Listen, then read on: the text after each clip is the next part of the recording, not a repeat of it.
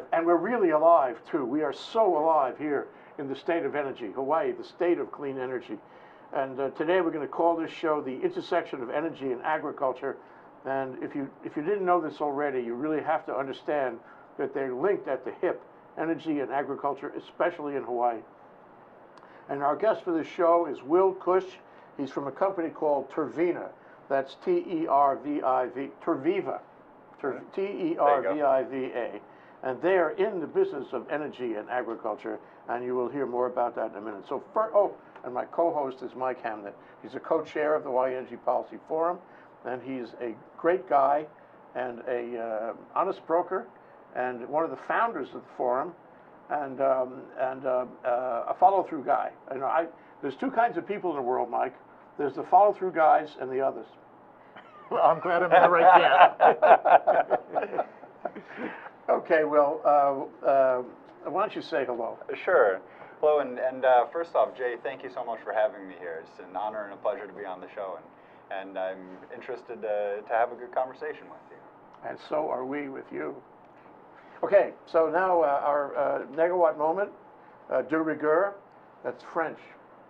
Chelsea Harder is here to give us a de rigueur, you know what that means, de rigueur negawatt moment. Chelsea, welcome to the show. Thank you, Jay. Can you tell us, is that microphone on? Yes. Okay. Can you tell us why you're here? I'm here to talk about our energy education offerings through Hawaii Energy. So, as you know, Hawaii Energy is the ratepayer-funded efficiency and conservation program for the state, all except Hawaii. But the program conducts energy education and training for residents, businesses, clean energy allies, to encourage the adoption of energy conservation behaviors and efficiency measures. So Hawaii Energy has partnered with the NEED project, which offers energy education to K through 12 teachers.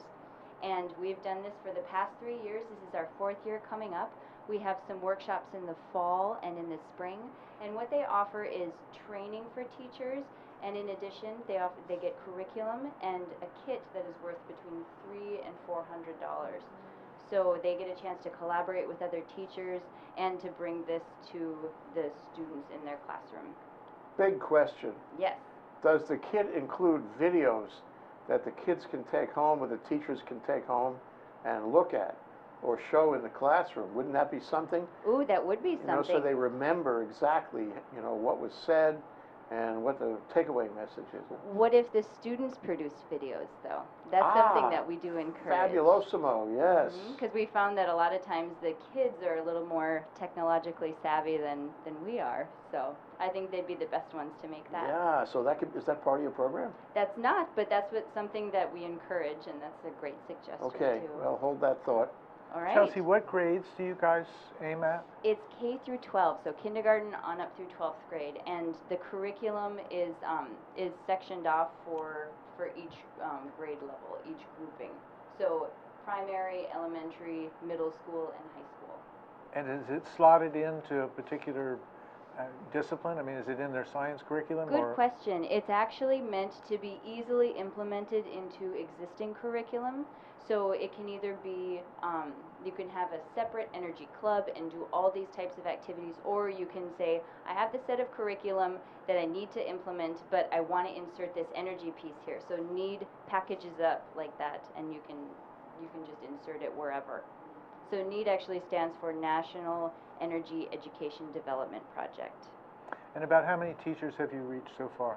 So we've offered 29 workshops throughout the last 3 years and over 600 teachers, and we're still counting.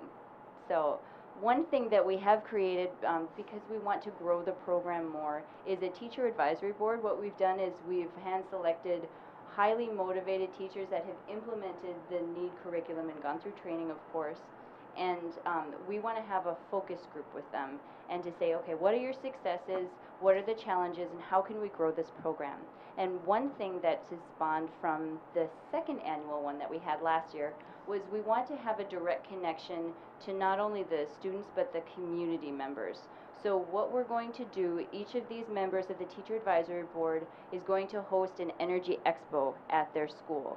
So what they're going to do is have the students showcase what they've been learning about energy into fun activities, kind of like a carnival. There's going to be tables set up everywhere, and there's going to be prizes from Hawaii Energy. But the main thing is to get community members engaged in energy discussions so they can bring it back to their home for energy savings. So who's teaching? Who's teaching? The teachers are teaching the students, and then the who's students teaching are the teachers? Oh, the NEED project. So who are the individuals? There's facilitators from the NEED project. They come from the mainland. They come from the mainland. They come here, deliver the one-day workshops that are free, and they offer the kits. It's all sponsored by Hawaii Energy. So how do you judge the success of a program like that? Do you have any metrics on it? We do. We actually, a lot of it is anecdotal as well. So we have teachers report back to us. They have grants that they've applied for. So a lot of it, they lay it out and say, these are the successes, these are what we found as challenges. So then we grow it from there. Because we find that the teachers are the people on the ground. Will, you're up. Cross-examine. One last thing, if I can just say, if teachers want to attend these workshops, or anybody knows teachers, please go to the Hawaii Energy website, or you can call me directly at 848-8568. Wow, getting your number. It's fabulous. Outstanding. So Chelsea, just to be sure, I didn't hear it mentioned specifically, but is renewable energy a portion of the curriculum? Renewable, actually, we're focusing on energy efficiency and conservation. So it's using energy well or using less energy. Yeah, it's Hawaii Energy is an efficiency organization. It's a good question. Yeah. It's sort of spun off the Public Utilities Commission and HECO, I suppose. Yeah, they had it before. Yeah. Okay, is that it, or you had another item? That's it. I'll let you take your Anything show you want away. to add before we move on? I'm finished. Thank you so much. It's Okay, free thank to the you, public. Chelsea. Nice job. Thank Thanks. you. Tell Ray Starling we appreciated your work on this. All right. Thanks, Jay. Aloha. care. Speaking of aloha, you're here 3 months already, Will, and I just want to make sure that you know aloha means hello and goodbye. I've managed to figure that part out. Mahalo means, thank you. Thank you. And lua, So you've already... bathroom. Now you've got the basics. All right. And I think I can survive in You that know case. hoo-hoo? Again, here out of my depth. It's being angry. These I things. try not to carry my hoo-hoo with me. Right, exactly. Try not to engender much either. Exactly. We could go on. Okay, so you came 3 months ago, but what happened I did, before sir. Oh, well, depends on how far back you want me to go. Your choice. Sure. Well, I'll keep it brief because I'm less interesting than TerViva is. Just in a nutshell, I'm actually a Midwestern guy. I grew up in Wisconsin and went to school at the University of Minnesota and got my chemistry undergraduate and went on and did some You can't hear this, but Zuri, our broadcast engineer, is making sounds in my ear because you said Minnesota. It's like a magic word around here. Are there some University connections? of Minnesota, big deal, yeah. All right, Yeah. go Gophers. An alumni association right here. Perhaps we should talk after the show. But yeah, so went and did a chemistry undergraduate and did my doctoral research there and studied cellulosic biomass production systems, so utilizing... At dinner, my wife and I speak a little else. What is that? Sure. So essentially, how can we grow trees effectively, and how can we maximize the productivity of land for production of cellulosic biomass, i.e. wood? Mm-hmm. And particularly, it's notable that the trees that I was looking at fixed their own nitrogen, and nitrogen is a key nutrient that all plants need for their growth.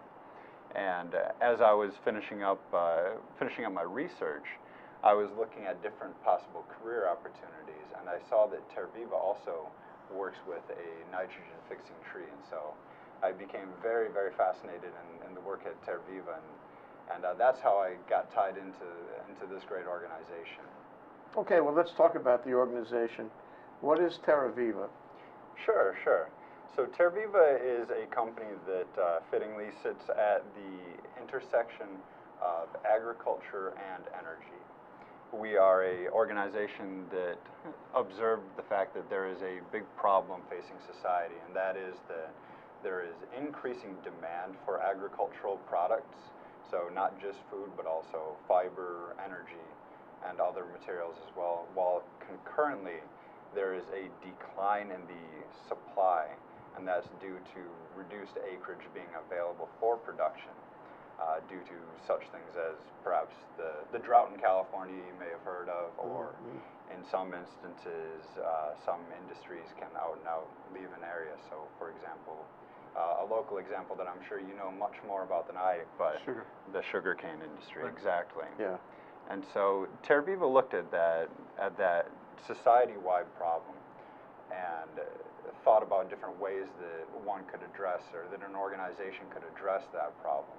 And there are some methods that you probably have heard of and are familiar with. So you could look at the existing crops that we utilize and see about increasing the productivity through perhaps modifying the genome of that crop, or That sounds like a GMO to me. It does. it does. And Just so reacting. that's one strategy. Another strategy would be to try to increase the productivity.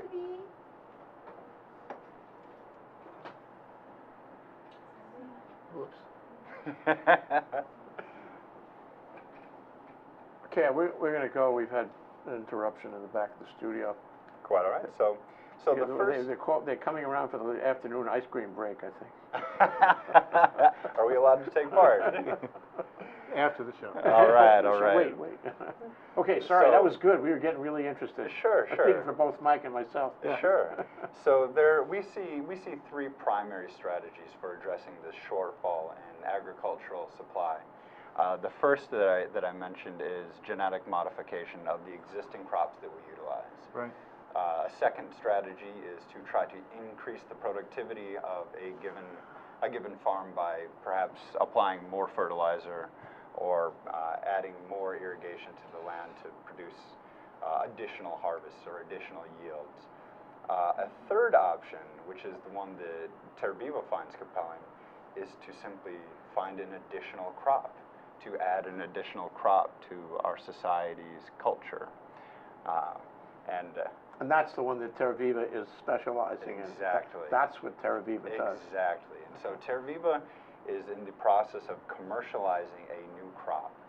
And so it's not Revitalizing the land. exactly. That's so why it's TerViva. Exactly. You hit it right on the head, Jay. You're a Okay. bright one, man. Oh He's got boy, a oh bright boy. one. So what we do at TerViva is we try to restore productivity to land that is either unproductive, underproductive, or otherwise fallow, be it from soil salinity or from drought or from perhaps industrial or economic factors where you have Industry's going out of business. industries going out of business.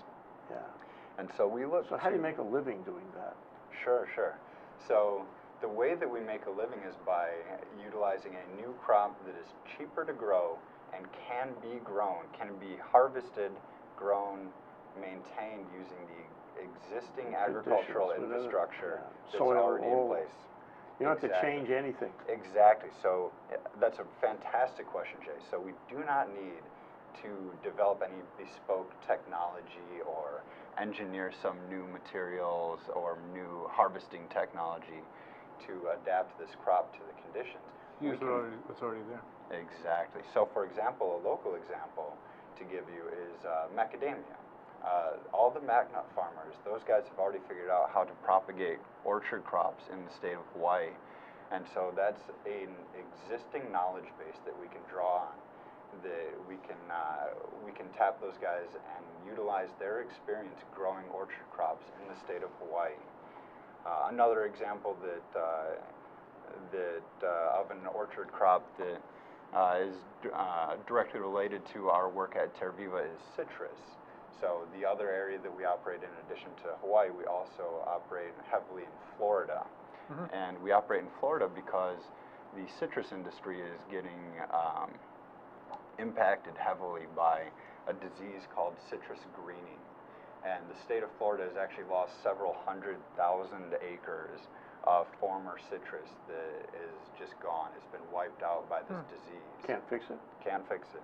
They're working. They're trying really hard. The USDA and the Florida Citrus Growers Association have poured tens of millions of dollars into this problem and have come up short. They have no...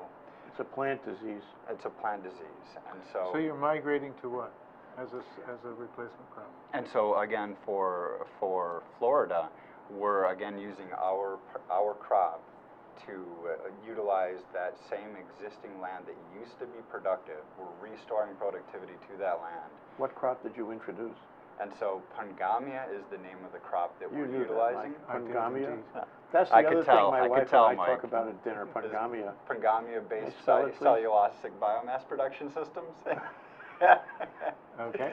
Pangamia, it's We spelled... have very quiet conversations. So Pangamia is spelled Pongamia.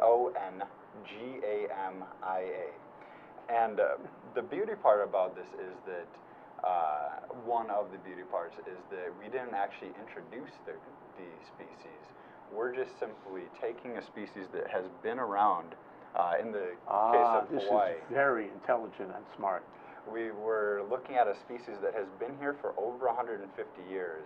And actually, the University of Hawaii has a tree on the UH Manoa campus that's, that's dozens Who could of argue years with old. that? Right. And the University of Hawaii has a plaque that they put on their Pangamia tree that says it's native from India to Polynesia. Now, they don't specify where in Polynesia. I'll leave that to them. But the tree has been in the state of Hawaii for over 150 years. Originally introduced as a curiosity and also as utilized as a landscape ornamental, because the tree produces many pink and purple flowers and it smells quite nice. It's a hydrogen fixing tree. Nitrogen fixing, yes. Nitrogen fixing tree. Yes. And so the tree was produced and utilized as a landscape ornamental because people thought it looked great, and it did, except that all those pretty flowers turned into oil pods. seeds Right. and made mess. headaches for the guys who had, poor guys For who the had to clean landscape up guys. after it. You mean Exactly. it's what do they call it, a garbage tree? It's local parlance. Okay, we're gonna take a break. That's Will Kusch of TerViva here in the State of Energy, our Wednesday, our flagship show, with Mike Hamnet, co-chair and co-host.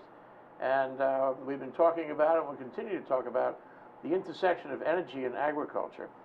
And when we come back, we're going to talk about exactly what technology is in play, or will be in play, or what TerViva wants to bring into the state in order to make that technology work. We'll be right back. Hello, I'm Martin Despang, and I'm the host together with the one and only Ali Yamashita, and our show is called Urban Transcendence. And Urban Transcendence is about identifying where we have a unique situation of a vibrant city in one of the most beautiful natural environments. So how these two can coincide, sometimes conflict, how they could find reciprocity in the 21st century is what we're excited about.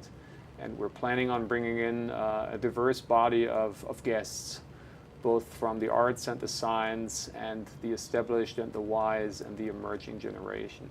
So hope you will join us. We'll always be on Thursdays from 1 to 2 p.m. Thank Okay, you. we're back. We're live.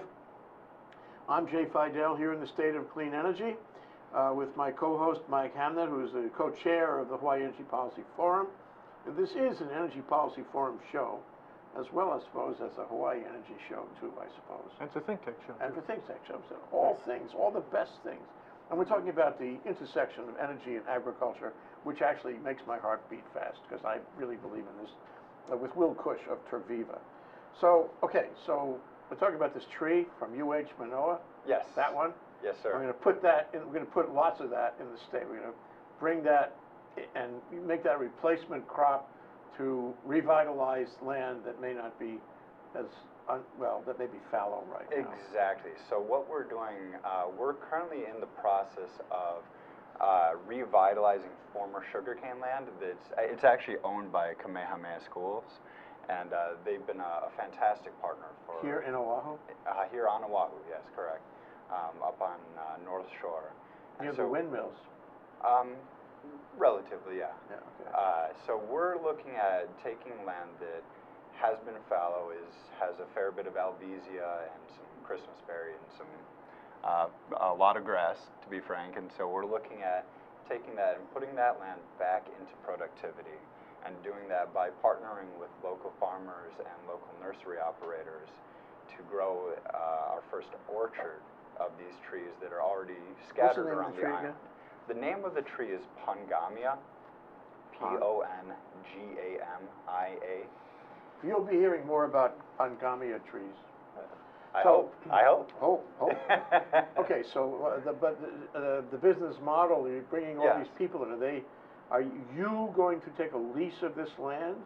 Exactly. Or even better, buy it from KS, but I don't think that's in the cards. No. You're going to get this land, and you're going to have all these people Correct. come on and help you. Correct. And they're your contractors, is that what it is? Or your partners. Partners. So, it's a partnership.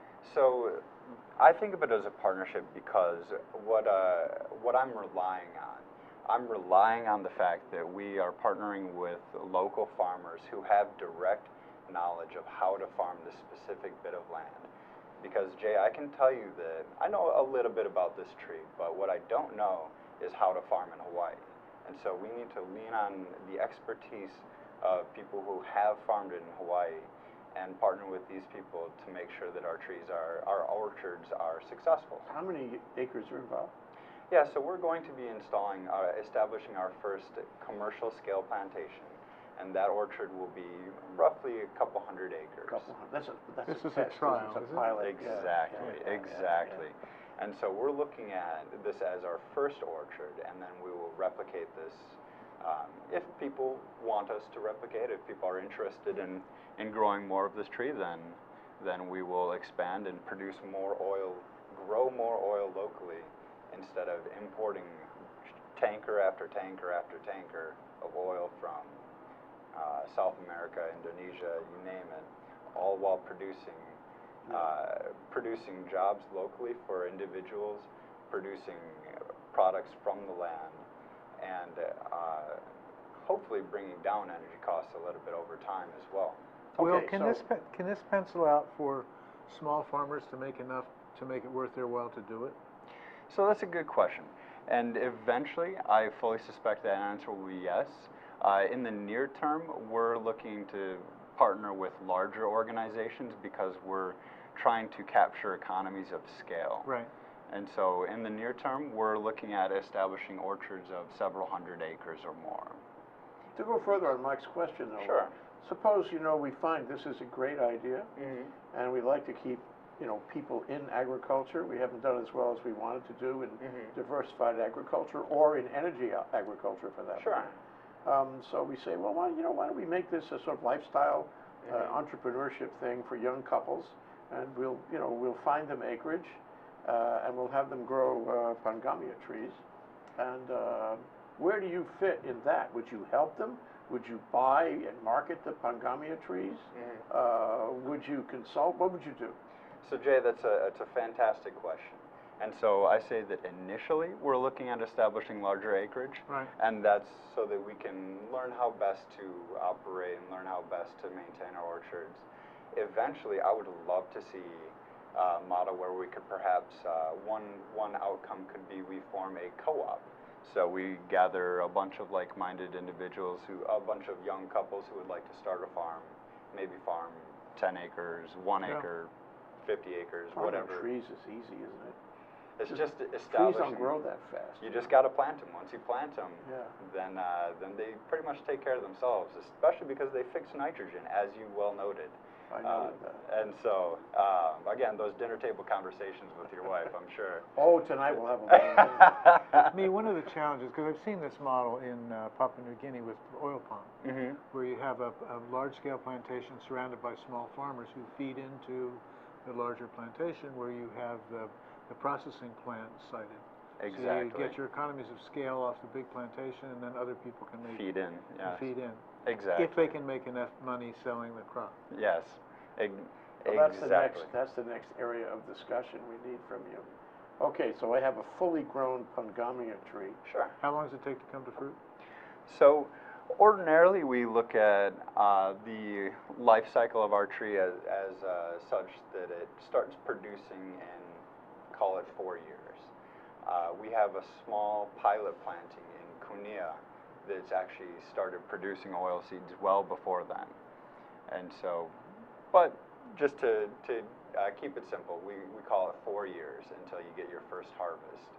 And then in roughly 8 years, about 8 years, you can hit peak yields and mature yields. So you wouldn't harvest until 8 years?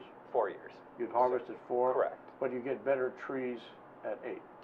You get a higher yield per acre after 8 years. And yield means lipid oils. So yeah, exactly. So gallons of oil per acre. Okay. Pounds of seed cake per acre. Seed cake. Correct. I guess we'll talk about that over dessert. I hope so. Mike, you had something? No, I was going to say that it's about the same cycle as cocoa in terms of when it comes to fruit and when you hit the peak. And then it goes on for 20 years, basically. Mm-hmm. But the trick is to have the yield high enough and the harvesting costs low enough to make it pay for small farmers. Because that's where they get killed, is in the high processing Yes, costs. yeah. High harvesting costs. Yes, yeah. So that, you mentioned, rightly so, you mentioned harvesting. And that's another example, another area where our model, we find our model compelling because we can utilize the existing agricultural infrastructure that's already been developed and already utilized around the country. And so what we're looking at is a situation where we can adapt the same type of harvesting equipment that's utilized for pistachios, almonds, etc., those types of nut crops. We can use those trunk shakers to go through and mechanically harvest our Then you just orchards. have to sweep them up. You can sweep them up, What or is it, a bud or a nut? it's an oil seed. Oil seed. And it comes off if you shake it. Yeah, Shake exactly. the tree. Our team has gone and shaken by hand some trees in Southeast Asia, but we would do that mechanically on large scale. Is this being done anywhere right now? It is indeed. In So Asia? in India, actually, there are municipalities in India where the bus fleets, the municipal bus fleets, are run on diesel that is produced from pangamia seeds, and so it is being done. To follow that thread, though, because that's all well and good, but we may have slightly different standards for our fuel here in Hawaii. Right. And so what we've done to validate this process that we're talking about and putting in place is we've taken samples of pangamia oil and shipped them to various downstream partners, people who would actually be utilizing the oil, and let them run the oil, let them run the pangamia oil through their through their equipment, through their processing plants. And to this date, every organization we've sent an oil sample to has performs fantastically in their systems. And so we know full well that we can produce biodiesel, renewable diesel, jet fuel, as a variety of other end products, perhaps even biopesticides. But locally, we're looking at a situation where we'll probably be making fuel, or perhaps even burning it directly to produce electricity. What's the yield per acre, Will? Do you anticipate? Sure. So we estimate conservatively that our orchards will yield roughly 400 gallons per acre. And to give you one point of reference for that, we often, when we're discussing pangamia with people, the vast majority of people aren't familiar with the trade. Right. So we reference pangamia to soy because everybody knows about soy. And our oil is actually very close to soy in terms of its characteristics. The one area where we diverge from soy is in the yield. And so whereas... you have greater yield per acre. We do. So if you take an acre of excellent farmland in Illinois or Iowa, one could expect to get perhaps 50 gallons of soy oil per acre, whereas we're conservatively estimating that we'll get 400 gallons of oil per acre. Why is that? Quality of soil, sunlight? What is that? It's because it's a tree crop as opposed to an annual crop. So our trees They take a while to grow and establish themselves, but once they do, then they do produce at much higher rates on a per acre basis than small annual plants can. How does it compare to palm oil or TerViva? So, are you asking about The yields. The yields. So, we produce our trees, our projections based off of our material that we're growing and Right. we're propagating. We project that we're going to be producing quite a bit more than Jatropha, but less than palm. Interesting. Yeah. Well, what we need to talk about at some point Yeah. soon is how you take the seeds and you make them into the fuel. And we'll do that after this break. That's Will Kusch of TerViva, which the headquarters is in Oakland, California, am I right? Indeed it is. And we are here, Mike Hamnet, my co-host, and me, on the state of energy here in ThinkTech Talks. And we're talking about the very, very important intersection of energy and agriculture, especially in Hawaii. This is something we got to focus on. We'll be right back after this break, and we'll dig deep. Sounds good. Aloha, my name is Carlos Juarez, and I host Global Connections here on ThinkTech Hawaii's broadcast series. We broadcast live at Thursdays at 2 o'clock and also on Olelo 54. Make sure to join us here, where we bring the world to Hawaii and we also bring the Hawaii to the world. We look forward to seeing you here on Global Connections. My name is Alice Lee Hagan. I host the ThinkTech Hawaii BizEd Spotlight. We talk about fascinating people and interesting issues that affect our island state here in Hawaii. We broadcast every Thursday from 3 o'clock in the afternoon to 4 and on Olelo 54. Make sure you tune in and we'll see you soon. Aloha. Hey, we're back. We're live with Will Kusch of TerViva and my co-host and co-chair of the Hawaii Energy Policy Forum, Mike Hamnet, here on the state of clean energy, talking about agriculture and energy in the state of Hawaii. Okay, and Mike was asking Will during the break Whether he's had much contact with the UH College of Tropical Agriculture and Human Resources, because they've been doing work on energy crops. Yeah, and then it's a fantastic question, Mike, and it's yet another example of a situation where we're going to be leaning heavily on local expertise. Right. CTAR is obviously a fantastic organization. They do phenomenal research there. And so once we get our first orchard in the ground, I fully expect that as long as they're willing to talk with us. Oh yeah, they will be. As long as they don't get annoyed when I keep knocking on their doors. No. That we'll be talking with the folks at CTAR and asking them for their opinions on how best to cultivate and optimize the agronomic practices for our orchards. Because well, we can invite them down here and have a you, conversation right here. Yeah, and love that. Dean Gallo sit together, and you can ask right here at this table. I'd love that. Yeah. Anyway, so technology. Yes. I mean, it's one thing to have the seed with the lipid inside. Mm-hmm. It's another thing to have biofuel. How do you get from one to the other? Yeah. So that's a pretty good question, because you can't quite fill your gas tank with seeds. No, Not yet. not in today's cars. Anyway. Yeah. Not yet. So you may notice a theme running through this conversation where I keep falling back on the pleasant fact that we can leverage existing infrastructure and existing equipment to accomplish what we're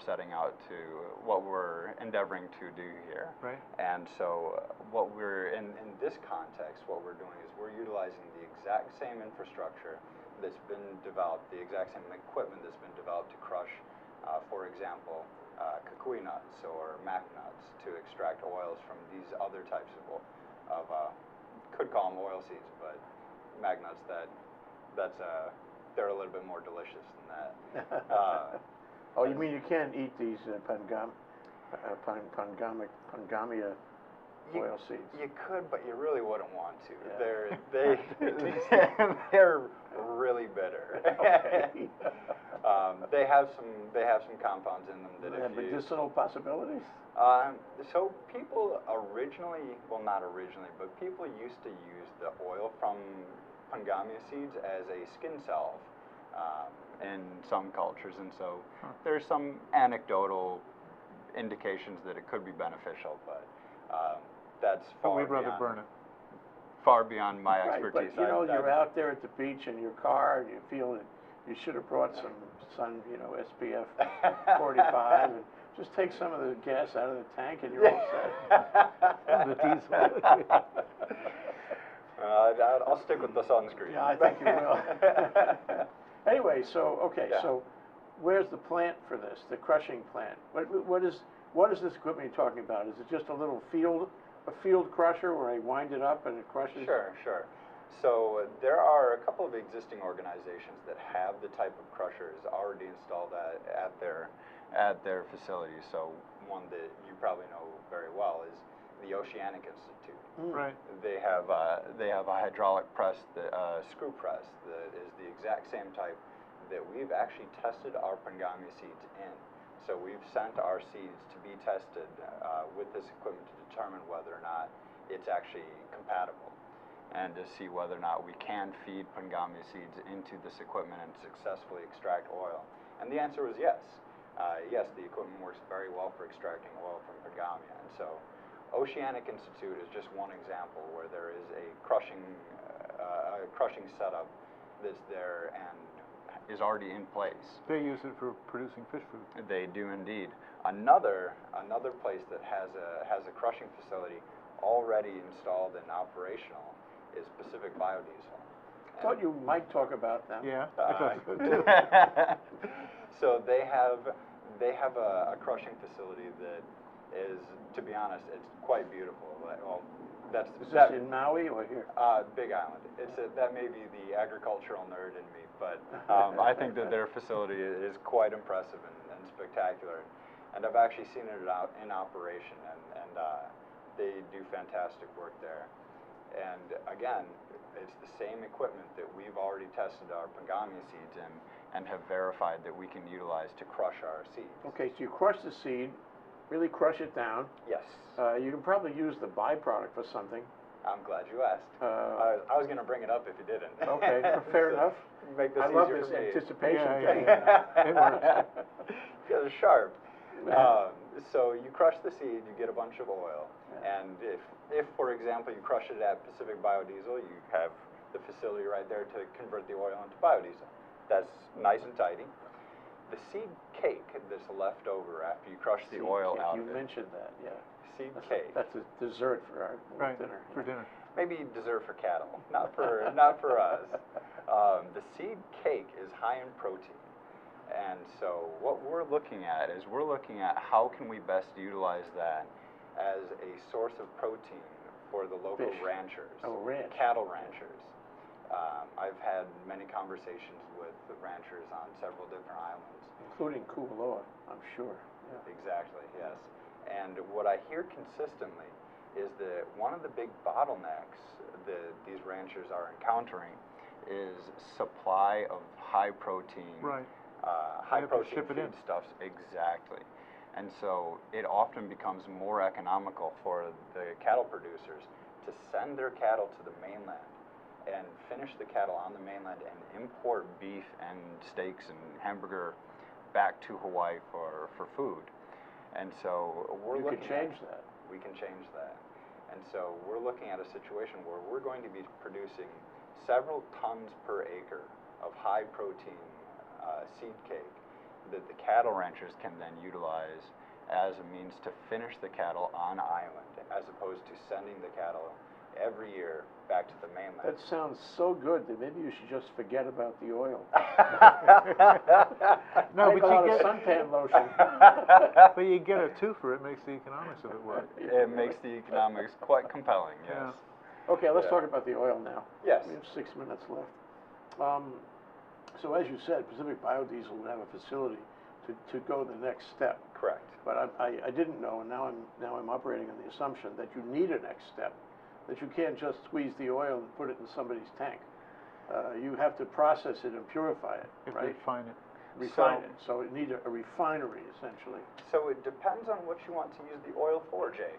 So you're correct if you want to run your TDI Volkswagen or your diesel pickup truck or your bus or your tractor, whatever. You will have to process that oil. You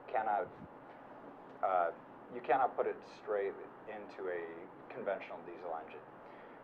That said, HECO has actually gone through and recently conducted an experiment where they burned varying proportions of raw palm oil mixed with their LSFO, their low sulfur fuel oil, and their boilers worked great with it.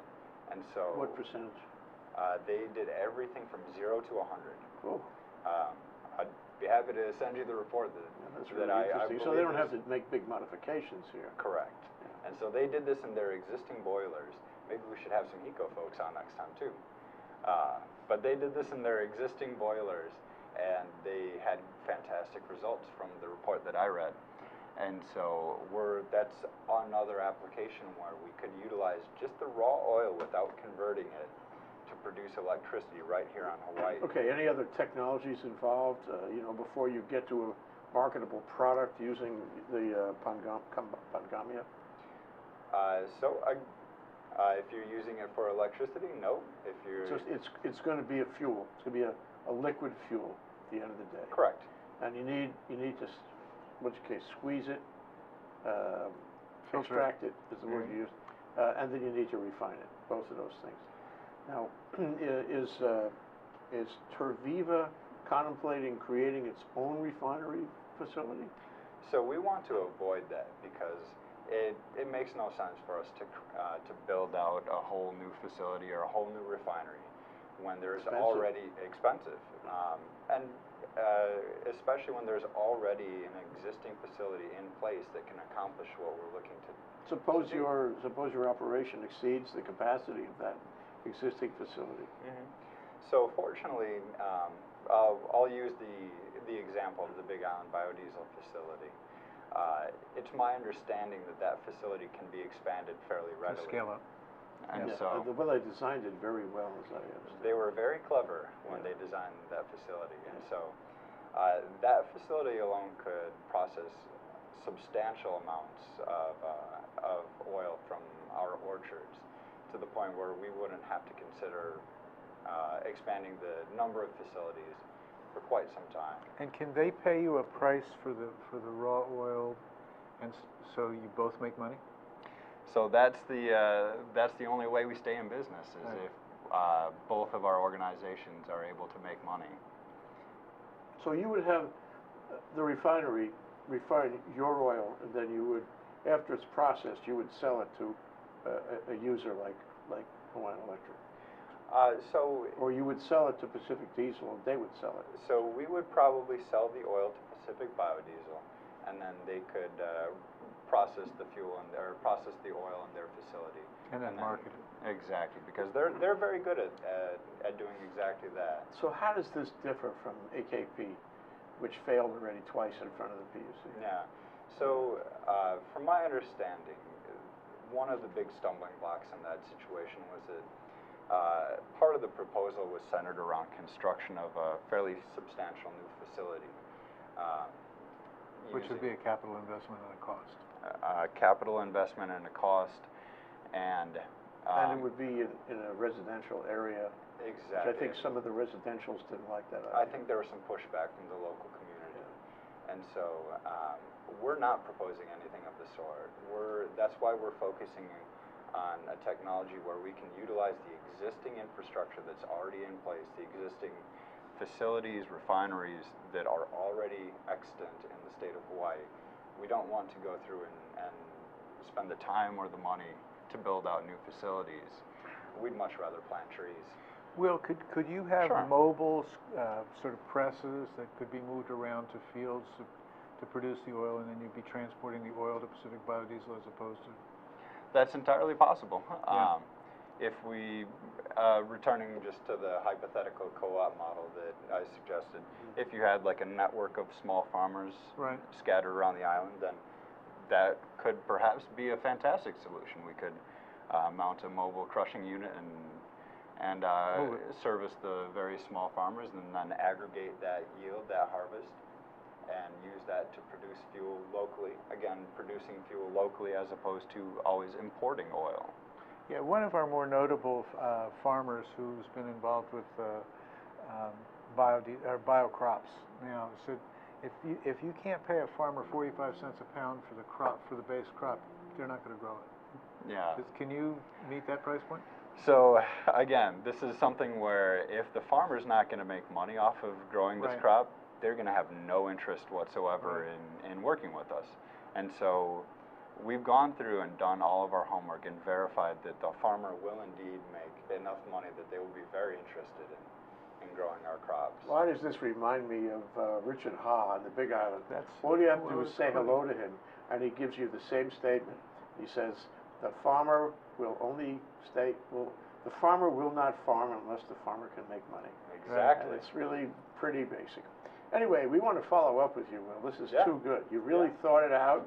You thought out what the problems could be. You come to solutions. You're on a good path. I think Mike agrees with me. I do indeed. It's certainly not just me. I have a tremendous team that I'm working with as well. And on top of that, I have to say that our team is doing good work. We have fantastic people at TerViva, really. But in addition to that, one of the reasons that I feel very confident that we're going to be highly successful is that we're very fortunate to be working with fantastic local organizations where we can rely on local expertise Smart move. and Yes, knowledge. very smart move. Because In many ways. I know well enough to know that I don't know how to farm. Well, and there's next time you come a back to lot the of other show, stuff I don't know as well. next time you come back to the show, why don't you bring one or two of them with you? We can sort of expand the discussion. We'll see if I can see what I can do there. But we would like you to come back. Sure. That's I'd Will be- Kusch, TerViva, which is doing some really important, interesting, and cutting-edge work, I'd say. Thank you, Jay. The intersection of energy and agriculture in Hawaii, here on Hawaii, the State of Clean Energy, with my co-host, Mike Hamnet. Thank you, gentlemen. Thank you Thank very you, Jay. much, Will. Thank you. Aloha. Aloha. Aloha. Mahalo.